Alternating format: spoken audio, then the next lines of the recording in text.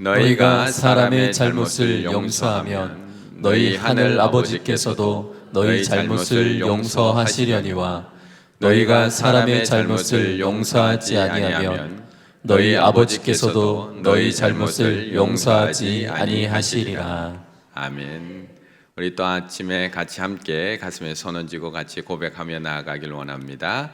예수님 닮길 원합니다. 예수님 닮길 원합니다. 예수님 보길 원합니다. 예수님 보길 원합니다. 예수님 높이길 원합니다. 예수님 높이길 원합니다. 예수님 따라 담장을 넘기 원합니다. 예수님 따라 담장을 넘길 원합니다. 함께 할까요? 우리의 길 되신 예수님의 이름으로 기도드립니다. 아멘. 저도 결혼한 지 어느새 17년 차 부부가 되었습니다. 어느새 아이들은 고등학생, 중학생이 되어버렸습니다. 이제 신혼부부가 아니라 중견부부가 된 것 같습니다. 이제 서로 익숙해질 만큼 익숙해지고 또 굳이 여러 가지 말하지 않아도 또 뭐가 불만이고 뭐가 좋은지를 알아차릴 수 있는 그런 중견부부가 된 것 같습니다. 그런데도 여전히 아내는 저에게 섭섭한 게 남아 있습니다. 첫째 아이 임신했을 때 그렇게 복숭아가 먹고 싶다고 했는데 바로 안 사다 준 거. 저는 분명히 사다 줬습니다. 단지 이틀 지나서. 바로 과일 가게 갈 일이 없어서 며칠 지나고 과일 앞에 지나가다가 아내가 복숭아 먹고 싶다고 했지, 분명히 사다 줬습니다. 그런데 아내는 그게 섭섭했던가 봅니다. 17년이 지나도록 여전히 그 섭섭함이 사라지질 않았습니다. 뿐만 아닙니다. 출산할 때 첫째 아이가 태어난 날이 주일이었습니다. 목사가 주일날 어떻게 산부인과를 바로 갈 수 있겠습니까? 제가 바로 달려가지를 못했습니다. 그런데 중요한 거, 예배 마치고도 바로 안 달려갔다는 겁니다. 목사가 주일 오후에도 얼마나 할 일이 많겠습니까? 예배가 끝마치고 바로 갔어야 되는데 주일 오후 늦게까지 할 일 다 해놓고 아내 혼자 병원에 몇 시간을 있도록 그냥 그렇게 내버려 두었습니다. 그러니 아직도 누가 임신했다는 말만 들으면 그때 얘기 또 꺼냅니다.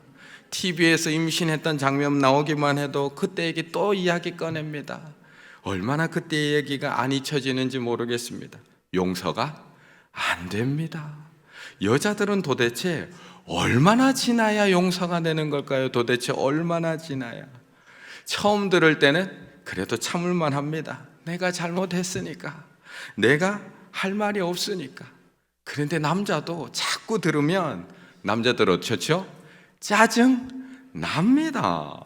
좋은 말도 한두 번이지 17년이 지나도 똑같이 섭섭합니다. 그러니 슬슬 짜증이 납니다. 그래서 어쩌라고? 이제 와서 어쩌라고? 셋째를 낳든지 어쩌라고? 방귀 낀 사람이 화낸다고 도리어 화를 내기 시작합니다. 그러면서 아내 신앙까지 꼬집습니다. 하나님도 우리의 죄를 기억도 안 하신다는데 당신은 도대체 언제까지 그걸 가지고 이야기할 거냐라고 도리어 이야기를 합니다. 용서, 우리에게는 왜 이렇게 힘든 걸까요? 우리에게는 14절의 말씀 한번 같이 읽을까요? 14절입니다. 너희가 사람의 잘못을 용서하면 너희 하늘 아버지께서도 너희 잘못을 용서하시려니와. 아멘. 우리는 너무 쉽게 용서를 이야기합니다. 아이들이 다퉜을 때 형이니까 용서해야지, 동생이니까 용서해야지. 가족 간의 다툼이 일어났을 때도 가족끼리니까 용서해야지. 교인 간의 다툼 일어났을 때도 믿는 사람이니까 용서해야지. 그런데 용서 그렇게 쉽게 되던가요? 어렸을 적에 폭력적이셨던 아버지 그렇게 쉽게 용서가 되시던가요? 매일매일 집에 들어오셔서 술 취해서 나가 죽으라고, 너 같은 건 우리 집에 필요 없다고, 재수 없다고 저주를 퍼부으시던 아버지, 매일 술만 드시고 돌아오는 날이면 집안의 모든 물건을 다 부셔놓으시던 아버지, 수십 년이 지나도 그렇게 쉽게 용서가 되시던가요?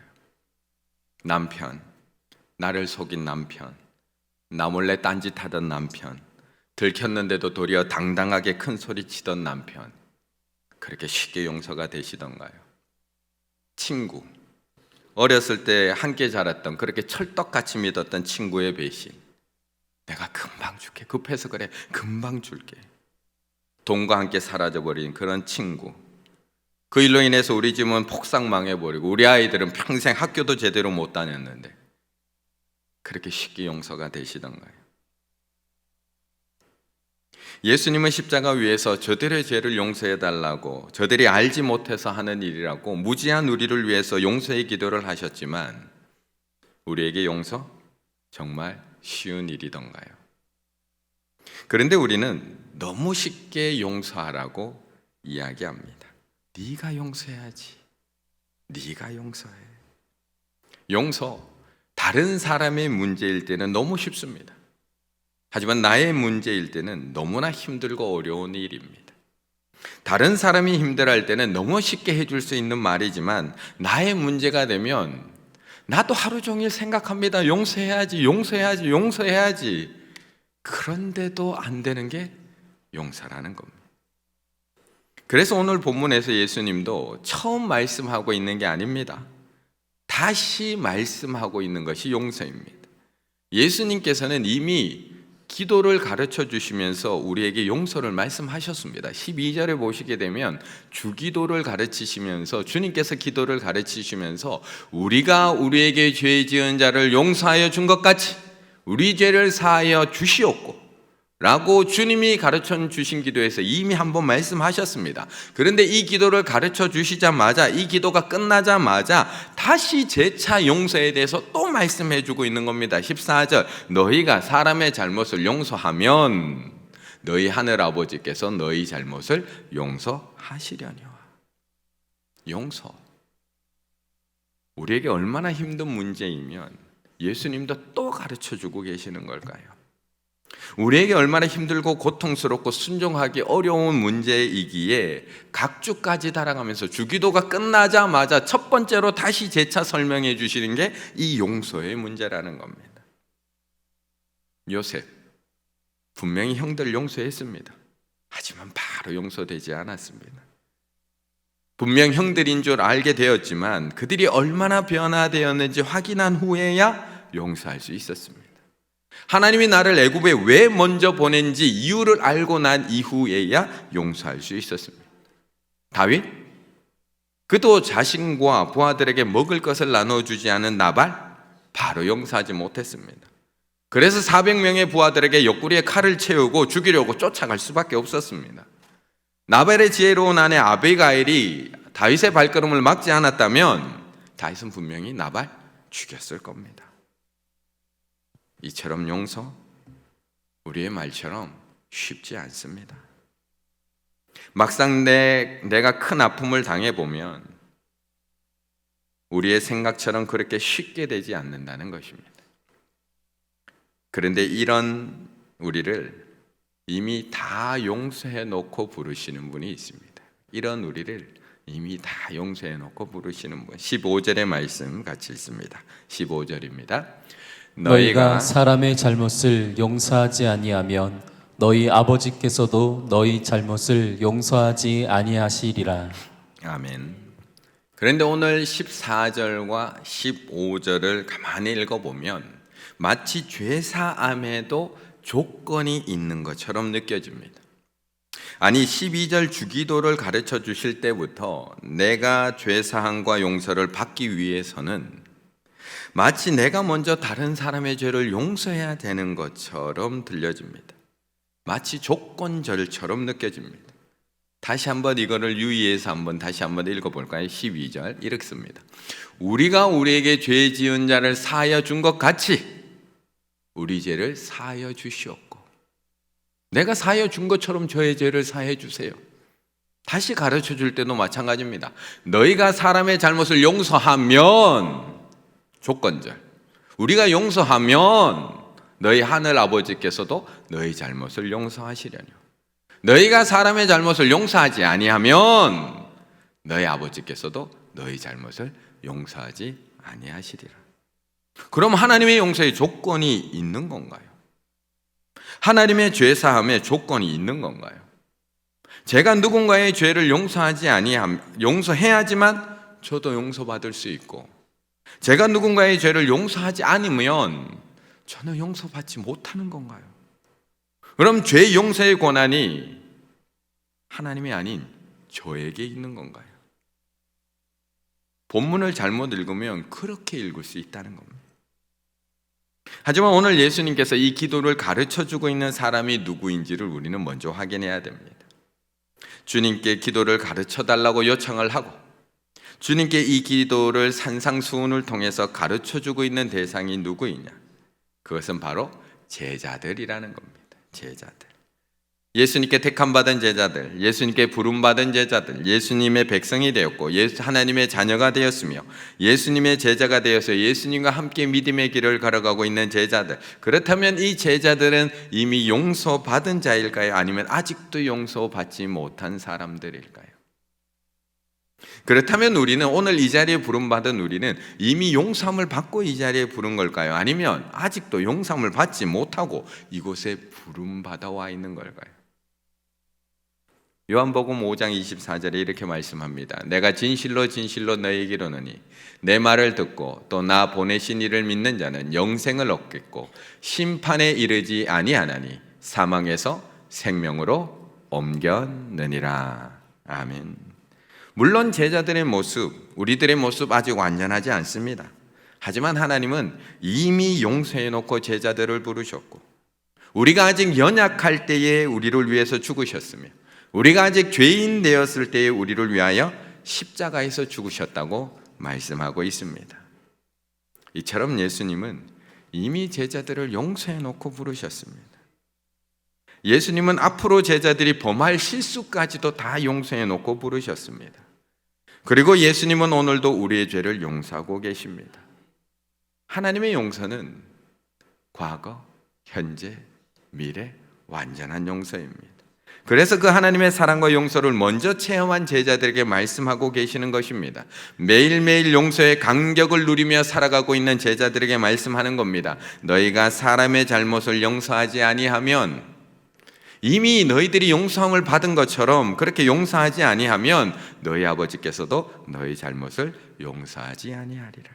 너희가 하나님의 용서를 먼저 경험했다면 너희가 오늘도 용서받음을, 그 용서함 받은 감격 속에 살아가고 있다면, 너희가 얼마나 큰 죄로부터 용서함을 받아 이 자리에 와 있는지 알고 있다면 너희도 용서할 수 있다.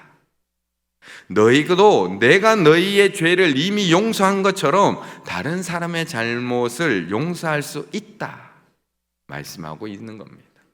너희가 용서의 감격 속에 살아가고 있다면. 우리 성도님들은 용서받음의 체험이 있으십니까? 내 죄가 얼마나 큰 죄였는지를 기억하고 계십니까? 내가 하나님께 용서받은 그 죄가 예수 그리스도가 죽으셔야지만 해결될 수 있을 정도의 큰 죄였다는 것을 기억하고 계십니까?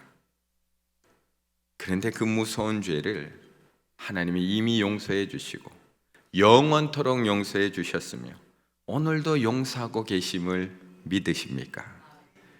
그렇다면 용서할 수 있다는 것입니다. 1만 달란트 빚을 탕감받은 은혜에 대한 감격이 있다면 용서할 수 있다는 겁니다.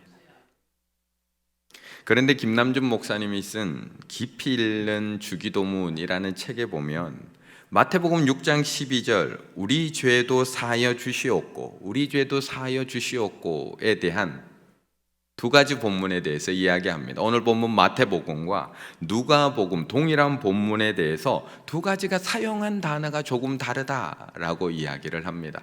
어떻게 다르냐? 이렇게 다릅니다. 마태복음에서의 강구는 우리가 우리들의 채무자들을 이미 용서한 것처럼 우리가 누군가의 죄를 용서한 것처럼 우리의 채무를 용서하여 주세요라고 과거 완료형으로 번역이 되어 있는데, 누가복음의 강구에서는 우리 자신들이 우리에게 채무진 모든 사람들을 용서하오니, 지금 현재 하나님 용서하고 있사오니, 지금 용서하려고 노력하고 있사오니 우리의 죄를 용서해 주세요, 현재형으로 기록되어 있다는 겁니다. 마태복음에서는 이미 용서했습니다 하나님, 그러니까 용서해 주세요. 누가복음에서는 지금 용서하고 있습니다 하나님, 그래서 용서해 주세요.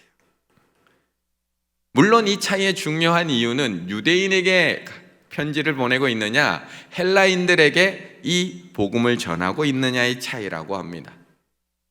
하지만 저에게 오늘 본문에 적용할 때 둘 중 하나를 선택하라고 한다면, 과거 완료형, 현재 진행형, 어떤 걸 선택하고 싶으십니까? 하나님, 제가 저에게 죄 지은 저들의 죄를 이미 용서했습니다. 그러니 저를 용서해 주시옵소서. 아직 여기까지는 안 될 것 같습니다. 아직 여기까지. 하지만 그래도 누가복음의 기도처럼 저에게 죄 지은 저들의 죄를 제가 용서하오니, 용서하고 있사오니, 용서하려고 이 새벽에도 결단하고 또 결단하고 있사오니 우리 죄를 용서하여 주시옵소서. 저에게는 이게 조금 더 맞을 것 같습니다.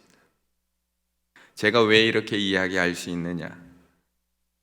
그렇지 않다면 예수님이 왜 기도를 가르치셨을까요? 왜 기도를 가르쳐 주셨을까요? 그냥 그렇게 쉽게 되는 용서였을 것 같으면 왜 제자들에게 기도를 가르치시면서 매일매일 이렇게 기도하라고 가르치셨을까요? 금방 될 것 같았습니다. 9절과 12절의 말씀 다시 한번 읽습니다. 9절과 12절입니다. 그러므로 너희는 이렇게 기도하라. 하늘에 계신 우리 아버지여, 이름이 거룩히 여김을 받으시오며 우리가 우리에게 죄 지은 자를 사하여 준 것 같이 우리 죄를 사하여 주시옵고. 아멘.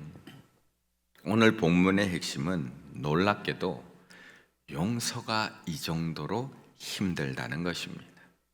용서가 이 정도로 힘들다. 주님이 기도를 가르쳐 주시고 또다시 강조해야 될 정도로 누군가를 용서한다는 것은 힘든 일이다. 용서가 규칙으로 될 것 같았으면 계명으로 가르치시지 왜 기도로 가르치셨을까요? 용서가 명령으로 될 것 같았으면 율법으로 정해놓으시지 왜 기도로 가르치셨을까요? 용서는 내 힘으로 될 수 있는 것이 아니기 때문에 우리에게 기도로 가르치고 계시는 겁니다. 그런데 오늘 본문을 통해서 하나님은 말씀하십니다. 그 어렵고 힘들고 고통스러운 용서 나도 했다는 겁니다. 너희들이 그렇게 힘들어하고 고통스러워하고 오늘도 하지 못하는 그 용서를 예수님께서는 자신의 아들을 죽이면서까지도 하셨다는 겁니다.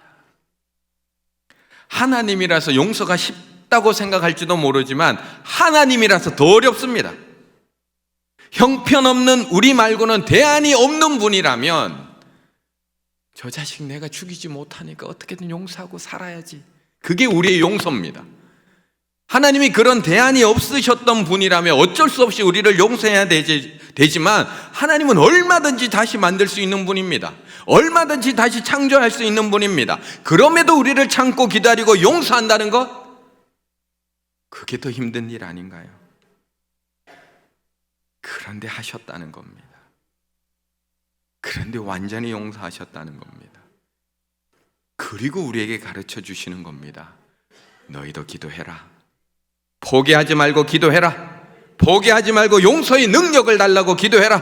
은사만 달라고 기도하지 말고 용서의 마음을 달라고 기도해라. 축복만 달라고 기도하지 말고 용서의 능력을 달라고 기도해라. 우리가 우리에게 죄 지은 자를 사하여 준 것 같이 우리의 죄를 사하여 달라고 매일매일 기도하며 살아라. 이거 말씀하고 있는 겁니다. 정신과 의사이자 작가, 그리고 풀러신학교에서 신학 석사까지 마친 정신과 의사인 유은정 원장님이 계십니다. 유은정 원장님. 그 유은종 원장님이 쓴 책에 보면 그 원장님은 용서에 대해서 이렇게 이야기하면서 베드로의 이야기를 꺼냅니다. 먼저 베드로가 예수님께 여쭙니다. 예수님, 누군가가 저에게 잘못했을 때 몇 번이나 용서해 주어야 하나요? 베드로는 당시의 유대인들은 3번 용서하는 것이 유대인들의 관례였습니다. 그래서 나름 베드로는 3번을 훌쩍 뛰어넘어서 7번 정도면 충분하지 않습니까? 그러자 예수님께서 베드로에게 몇 번 용서하라고 하시죠? 7번뿐만 아니라 7번을 70번까지도 할지니라. 산술적으로 계산해보면 490번을 용서하라는 뜻입니다. 셀 수 없이 용서하라는 뜻입니다. 이 부분을 이 윤종 원장님은 이렇게 받아들였다고 합니다. 용서는 단번에 되는 게 아니라 평생 해야 되는 과정이구나. 셀 수 없이 해도 안 될 수 있구나. 아니, 안 될 때가 더 많을 거야. 안 되니까 셀 수 없이 예수님도 하라고 하신 거야. 그러니 용서 못한다고 자책하지 말라고 이야기합니다. 다만 너희들이 고통스럽지 않으려면 용서하렴. 상대의 잘못을 없던 일로 하거나 잘못이 아니라고 인정하는 게 아니야. 너희가 더 이상 고통받기를 원치 않기 때문에 용서하라는 거야. 오늘 하루 용서 그만큼 힘든 일입니다. 단번에 되는 일 아닙니다. 어쩌면 평생 우리가 하나님 앞에 내 평생 소원이라고 이야기하는 것처럼 평생 하나님 앞에서 해나가야 되는 과정입니다. 셀 수 없이 해도 안 될 수 있고 안 될 때가 더 많은 것이 용서입니다. 용서가 안 된다고 너무 자책할 필요도 없고 내 신앙이 이거밖에 안 되나? 내 신앙이 이거밖에 안 되나? 좌절할 필요 없다는 겁니다.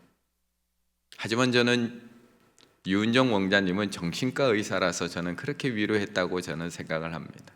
여기서 멈추시면 안 됩니다. 한 걸음 조금 더 나아가셔야 됩니다. 김명삼 목사님이 쓴 하나님의 숨결이라는 책에 보면 용서에도 기도가 필요하다고 이야기합니다. 용서하지 못하면 하나님께서 베풀어 주신 사랑을 받을 수가 없습니다. 왜냐하면 남에 대한 미움과 아픔으로 가득 차 있기 때문에 그렇습니다. 하나님이 사랑하지 않으신다거나 그분의 사랑이 부족하다는 뜻이 아닙니다. 용서하지 못하는 영혼, 굳게 닫힌 마음에는 하나님의 사랑이 들어갈 틈이 없습니다. 용서는 내가 할 수 있는 게 아닙니다. 나의 의지와 노력으로 할 수 없기 때문에 그래서 예수님께서 이렇게 기도하라고 가르치시는 겁니다. 기도를 통해서 용서의 능력을 구하십시오. 기도를 통해서 오늘 이 새벽에도 성령의 능력을 구하시기를 바라겠습니다. 오늘 하루도 우리에게는 정말 쉽지 않은 용서이지만 주님이 기도하라고 가르쳐 주신 것처럼 우리가 우리에게 죄 지은 자를 용서하게 해달라고 용서의 마음을 주시고 용서의 능력을 부어달라고 기도하시며 주님과 함께 용서와 화해의 담장을 넘어가실 수 있는 우리 충일의 가족들 다 되시기를 간절히 바라겠습니다.